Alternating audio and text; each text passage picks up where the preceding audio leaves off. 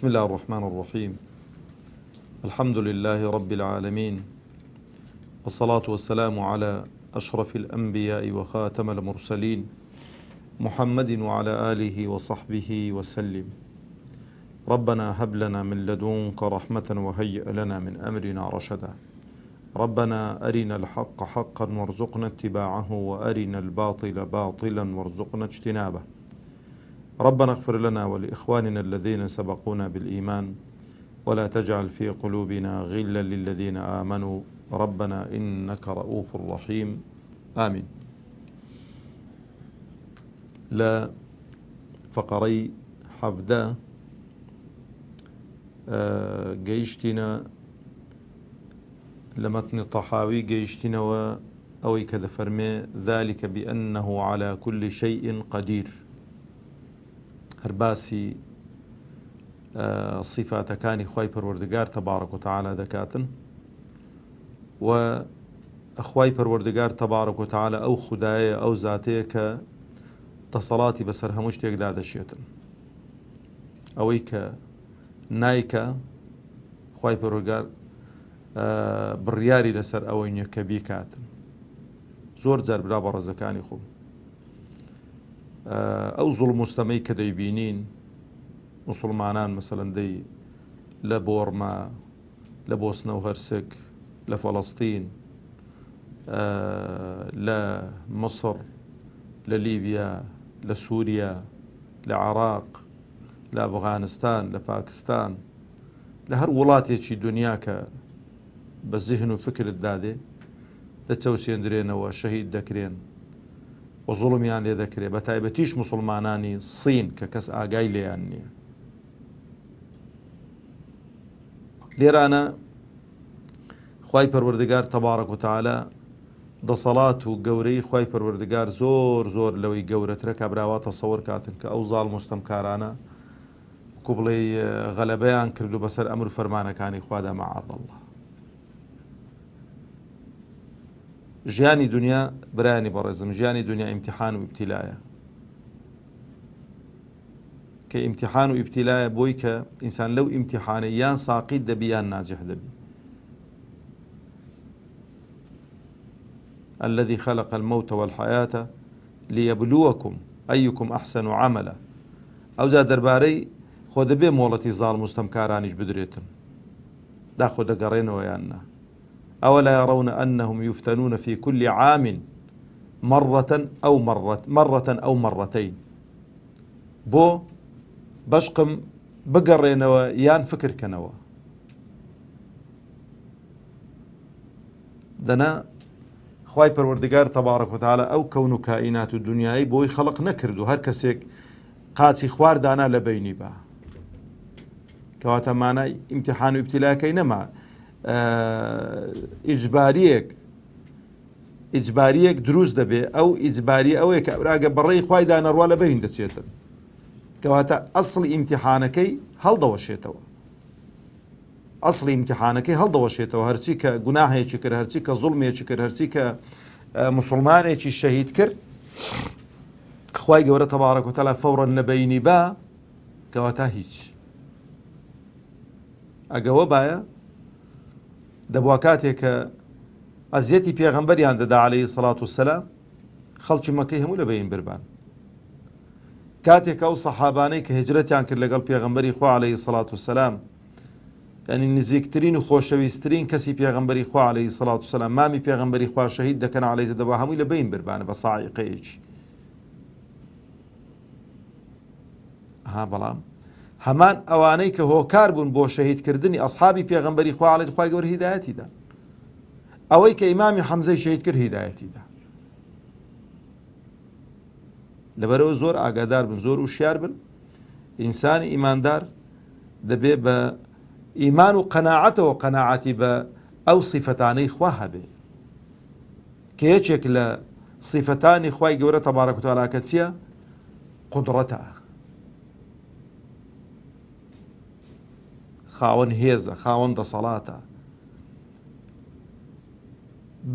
بە کونفەکونێک یعنی کە چرکەیەک نابە هەموو دنیا تێک دەداتن. بەڵام لەوەی خەڵق نەکردووە. ئێستا دەینە سەرێکە تەفاسیلەکەی كاتب كرحمتي خوای لێ بێ باسی دەکات دەفەرمێ ذلك بأنه على كل شيء قدير. ذاك الشيء بنكرة هاتووە هەموو شتێک دەگرێتەوە گچکە و گەورە بەدەسەڵات و بێدەسەڵات. ئەوانەی کە بەخۆیان دەنازن ئەمڕۆکە کە لەسەر زەوی بۆ نمونە دەڵێن تەرسانەی ئەمریکا گەورەترین تەرسانەی ئەسلیحەی لە هەموو دنیاە، لای خوای گەورە شەیئە بیەوێتن بە یەک جوندیەکی بۆ دەنێریتن کە وما يعلم جنود ربك إلا هو، هەر ئەوەی کە بۆ خۆی دروست کردە لێی دەتەقینیتەوە بە خۆی هەمانیان پێ لە بەین دەبات. بەزە دێ و کاتە ئیشی من و تو چییە؟ ئیشی مسلمانان چییە؟ ئەگەر خوای گەورە هەموو ئەهلی باتڵ و زوڵم و ستەم و هەمووی لە بەین برەدی مسلمانان ئیمتیحان و ئیبتیلای مسلمانان لە چێن دەرەیە، تاقیکردنەوەی مسلمانان لە چێن دەرەیە. خوای گەورە تەبارەک و تەعالا چۆن ئیسرا و میعراجی بە پێغەمبەر کرا عەلەیهی السەڵات وەسەلام، جبریلی بۆ نار عەلەیهی السەڵات وەسەلام، وڵاخێکی تایبەتی بۆ نار کە وەچی گوتی لە ئێستر گچکەترە و لە گوێ درێژ گەورەتر بووە، سەریعیەکەی باس مەکە، یعنی سرعەتەکەی زۆر عەجایب بووە، بردی بۆ هەموو ئاسمانەکان و لە بۆ سدرەت المونتەها و لە ئاسمانی حەفتەمیشی تێپەڕاند. ئێخۆ هەر ئەو خوای محەممەد المستەفا شەر ئەو محەممەد المستەفای عەلەیهی السەڵات وەسەلام بۆ لە کاتی هیجرەتدا بۆی نەناردو لەوێن دەرێ سوار بیت و ڕاست لە مەدینەی بێتە خوارێ و سەلامون عەلەیکم، نە خەڵک بە دوای کەوی و نە قالبی بە تۆز بی و جا و کاتێ دایانگوزا کاکە حونەری لە چدایە خۆ وەڵا لۆمەش بنێری ئەمە شواکی. بەڵام لە هەمان زیاتر ئەگە تەماشەکەی ناڕحەتی زیاتر بینیون لە هیجرەتدا پێغەمبەری خوا عەلەیهی السەڵات وەسەلام. خوای گەورە مەلایکەتی ناردوون بە نەسی ئایەتەوەی کە باوەڕی پێ نەبێ پێی کافر دەبێ لە غەزوەی ئوحود لە غەزوەی بەدر، بەس بۆ هەموو کافریان نەکوشتن. خۆ کابرات وەرە دەکە کەسێک شەڕی بکەی نەتبینی لە پشتەوە حەد بە شەقانت تەواوە کاتن، بۆ هەمیان لە بەین نەبردن. حیکمەتەکە لەوەی دانیە، ئیمتیحانەکە لەوەی دانیە. لەبەرەوە خوای گەورە تەبارەک و تەعالا شيخ طحاوي دفرمي ذلك بأنه على كل شيء قدير، أو قدرتي خواي پروردگارش قدرتي شي أزلية لقلي دار، أو نية مثلا هتا ظلم بيدا نبي قدرت بيدا نبي، هتا انتقام نبيت وهتا طول صنو نبيت دا صلاتك بو درنك بيت. إن الله على كل شيء قدير. خواي قول تبارك وتعالى تصلاتي بهذا سر هموش تيقدا زالو دشيتن. أو زاد فرمي وكل شيء إليه فقير. همو اشتكاني ديكا محتاجي خوان تبارك وتعالى. همو دروس كراوكاني ديكا سنة محتاجي خواي پروردگارن تبارك وتعالى. يعني اللي فرموديش پیغمبري خوا عليه الصلاة والسلام دهاتو كباسي ملائكتي أو ملائكتان دكا كحملة العرش كمقربين جبرائيل وإسرافيل وميكائيل ملك الموت أوانك أو ملائكة نزيكانا دا فرمون كاتك نزيق دبنو لسدرة المنتهى ولا أو شوينيك خواي پروردگار أمر فرمانا كاني ليدر دكا دا فرمي أوان دا ترسين وأوان دا خاضعا چون پروش يك بيني تركي آوا آوي ليب صورته آوا بس بكويتو ناويك آوا لترسو هيبتو قوريو عظمتي خواي پروردگار آوا يعني ليديت برا برزكاني خو أمرو دا صلاتي دا صلاة داران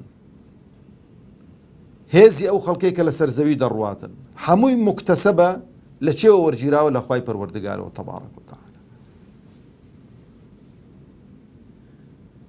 ئەمن و تۆ مەسەلەن تەماشا دەکەی یەک خەلەلی گسکەمان لە مێشتیدا دروست بێتن لە فەقەراتی پشتێدا دروست بێتن ئەبینی ئەو زەلامە کە غارانت کردووە ڕات کردووە مسابقەت کردو تۆپانت کردووە ملاکەمت کردووە یعنی هەڵبەزین و دابەزینت کردو بەسەر هەموو چیاندا توێ سەرێ و هاتیۆ خوارێ دەبینی لە ناو جێدا دەکەوی ناتوانانی پەنجەیەکی خۆت بزولی ئەوە نیشانەی چییە؟ نیشانەی فەقری ئێمەیە بۆچێ؟ بۆ خوا تەبارەک و تەعالە پێویستمان بەخوایە ئەگەر خوا تەبارەک و تەعالە هێزمان پێ نەدا قووەتمان پێ نەدا ئەمە هیچ نینە تەماشەی ئەو مەخلوقاتەی دیکەکە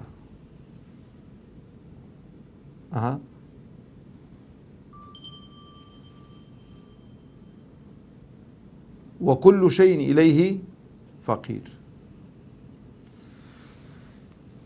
لێرە تەماشەی حەیوانات کە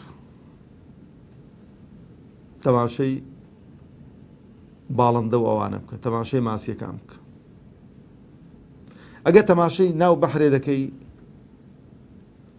حوتیا تێدایە قڕشیا تێدایە دەڵێی خوایە ئەوە بە چ تێر دەبیت خوایە ئەو خواردنی ئەو حوتەی کو ئەو ماسیانە ماون دەوێن دەرەدا ماسیە وردەکانی دیکە ئەو قڕشەکە لێن دەرێ خوایە ئەو مەخلوقاتە دیکە کو ماودەناو ئەو بەحرەیدا سەرت سوڕ دەمێنیت تەماشەی غاباتی دەکەی دارستانی دەکەی شێریا تێدا پڵیجیا تێدا هەرسیا تێدا گورجیا تێدا ڕیوی تێدایە کارمامزیشیا تێدایە ئەو کارمامزانە کو ماون یا رب العالمین هەموو ئەو حەیوانە چویە کو ماون یا رب العالمین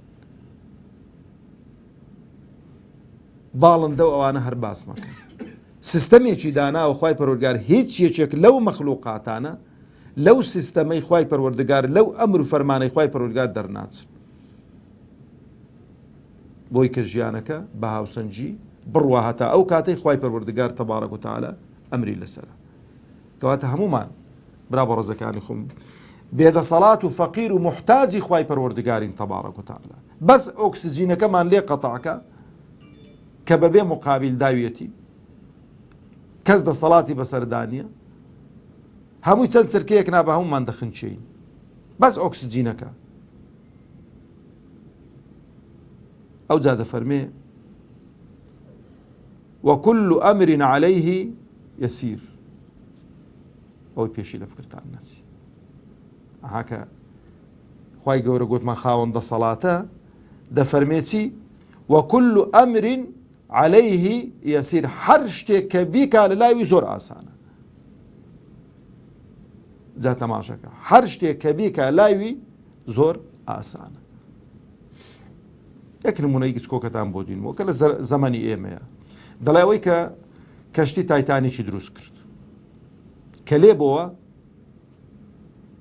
لە دروستکردنی کەشتی تایتانیک هەندە بە عەجایبی و هەندە بە مەحکەمی و هەندە بە سەرسوڕهێنەری دروست کرا بۆ ئەو کەشتیە مەعاذەڵڵا گوتی ئەو خوایەش ناتوانێ غەرقی کات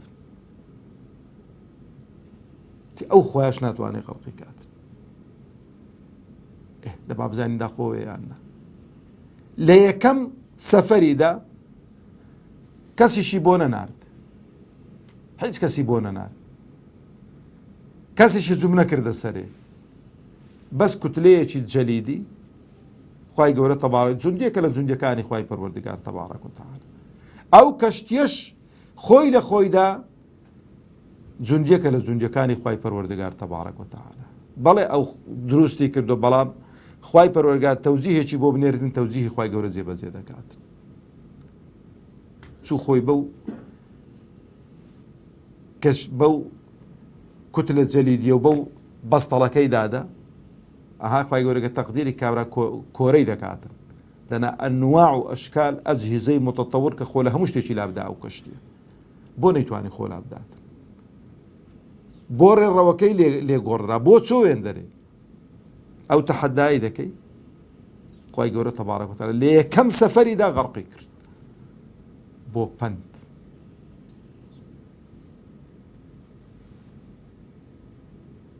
لە تورکیا لەسەر دەمی ئەلمانیەکان حەفلەیەکیان کرد لە ناو جەزیرەیەکی هەرچی کە بێڕێزی و بێحورمەتیە بە ئیسلام و بەخوا و بە پێغەمبەری خوا و بە قورئان و باوانەیان کرد. تەخەڕوجی کۆمەڵە دەورەیەکی تایبەت بوو، کۆمەڵە زابطێک جا خەڵکی وڵاتانیشان دەگەڵدا بوون، دەورەکە تەواو بوو. خوای گەورە بە قاڕی زەمینی دابرنە خوارەوە، غەڕقی کردن. ئێستاش کەس نازانی چیان لێ هاتوو. نمونە گەلێک زۆرن باسیکی. هەر ئەمڕۆ قەدەرن کە ئەو دەرسەی دەڵێنەوە دەی محەڕەمە. یەکێک لە دەرسەکان کە لە دەی محەڕەم خوای گەورە ئەو تاغوت و ئەو زاڵم مستەمکارە فیرعەونی غەڕق کردووە. وكل أمر عليه يسير، هەموو شتێک لای خوای گەورە زۆر ئاسانە. گوتیە نیل ڕاوەستێ نەڕۆی، ڕاوەستە. فشاری ئاو چەندە؟ زۆر عەجایبە. بەڵام نیل وەکو کوتلەیەکی سەخری، وەکو بەردێک لە شوێنی خۆی بووە 12 کۆڵانی تێبوون، چونکە بەنی ئیسرائیلی 12 تیرە بوون. جایەک کۆڵانی گەورە بۆ 12 کۆڵان بۆ مهم ئەو نیلە ڕاوەستا وشک بووەوە خەڵکەکە پێیدا تێپەڕی، هەتا فیرعەون گەیشتە ناوەندی نیلەکەی. خوای گەورە غەڕقی کرد بە جوندیەوە. کەواتە شتێک نییە برا خۆشەویستەکانی خۆم کە بەرامبەر بە دەسەڵاتی خوای پەروەردگار بڵێن نە، و هەموو شتێک شلاوی ئاسانە. بەڵام کە نایکە لە بۆ حکمتێکە، کە نایکە ئەمن تو نایزانی. ئەو جا دەفەرمێ لا يحتاج إلى شيء، خوای گەورە پێویستی بە هیچ شتێک نییە. جا ئەو شەیئە دائیمەن لە بەرچاوتان بێ، هەم عالەمی مەلایکەتە دەگرێتەوە، مەلایکەتەکان، هەم گچکەترین حەشەڕاتی سەرزەویش دەگرێتەوە. جا لەو نێوەندەیدا شتە گەورە و گچکەکان لە خۆ بینە بەرچاوی خۆت. پێویستی بە هیچ کەس بە هیچ شتێک نییە خوای پەروەردگار تەبارەک و تەعالا. إن الله غني، بێنیازە، بێمەبەستە. مەخلوقاتی کە خەڵق کردوون لەبەرەوەی خەڵق نەکردوون کە ئیشی پێنە. ئەو جا ئەو ئاەتەی هێنایتەوە لەیسە کەمیثلیه شەیء وهو السەمیع البەصیر، باسمان کرد ناچمەوە سەری. چەند دەقەن ماون کاک؟ 2 دقە. خەلق الخەلق بعلمه، ئەو زۆری دەوێت. ئەو گەتەمەن باقی بوو ئینشاءالله زیاتر لە خزمەتی ڕادەوەستین. خوای پەروەردگار تەبارەک و تەعالا مەخلوقاتی خەڵق کردو بە عیلمی خۆی، یعنی بە عیلمەوە ئەو مەخلوقاتی خەڵق کردو. وانە بێ هاکە زایدەی وەڵا هەر لەو لای بیویست بیتن خوای پەروەردگار کۆمەڵە مەخلوقاتێک دروستکە لەو لا شەندێکی دیکە سەری هەڵدابی وەڵاوەش لەو لای ئەوە بوو. کو دەبینی کاورە دەبینی تەشبیه نەبێ گەنمی بە زەوی وەردەکا لەو لا زیوانیشی دەگەشی نەبێ، خۆت و زیوانت پێوەڕ نەکردووە. هەرچی کە خەڵقی کردو مەخلوقاتە، ذی ڕوحە، جەماداتە، حەیواناتە، نەباتاتە، هەمووی بە عیلمی خۆی کە دێمە سەر عیلمەکەی خوای پەروەردگار چۆنە لە دەرسێکی داهاتوە گەتەمەنمان باقی بوو. لەبەرەوە برا بەڕێزەکانی خۆم زەرورە ئینسان کاتێکە ئەو پەرستشانەی دەکا، ئەو خواپەرستیانەی دەکا، بزانێت کە چ خوایەکی دەپەرستیتن، چ خالقێکی دەپەرستیتن. ئینسان ئەگەر ئاوە خوای خۆی ناسی، تاموچێژ و لەزەت زیاتر لە عیبادەت و خواپەرستی دەکا، کە دەڵێی سبحانە ڕەبی الأعلا، ئەو علووە دێتە بەرچاوان، کە دەڵێی سبحانە ڕەبی العەظیم، ئەو عەظەمەتە دێتە بەرچاوان کە چ بەرز و چ عەظیم و چ خاوەندە سەڵات و هێزێکە. خوای گەورە عاقبەت خێرمان بکا و سەر بەرز و سەرفرازی دنیا و قیامەتمان بکاتن. والسلام عليكم ورحمة الله وبركاته.